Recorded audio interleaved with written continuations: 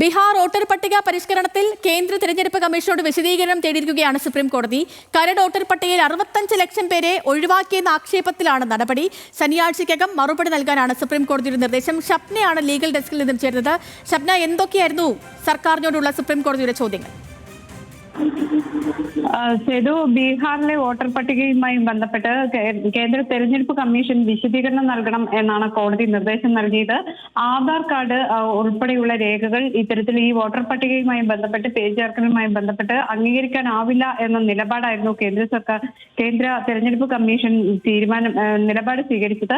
ഇതിനെതിരെയാണ് ഇപ്പോൾ ഈ കോടതി ഇത്തരത്തിൽ ഒരു വിശദീകരണം ആവശ്യപ്പെട്ടിട്ടുള്ളത്. കരട് വോട്ടർ പട്ടികയിൽ 65 ലക്ഷം പേരെ ഒഴിവാക്കി എന്നാണ് നേരത്തെ ആക്ഷേപം ഉയർന്നിരുന്നത്.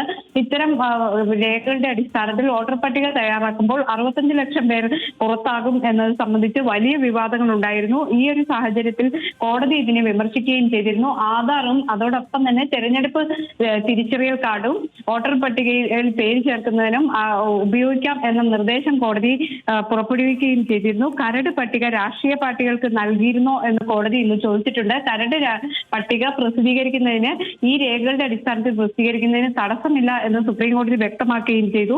ഏതായാലും തെരഞ്ഞെടുപ്പ് കമ്മീഷനോട് ശനിയാഴ്ചക്കകം മറുപടി നൽകാനാണ് സുപ്രീം കോടതി ഇന്നിപ്പോൾ നിർദ്ദേശം നൽകിയിട്ടുള്ളത്.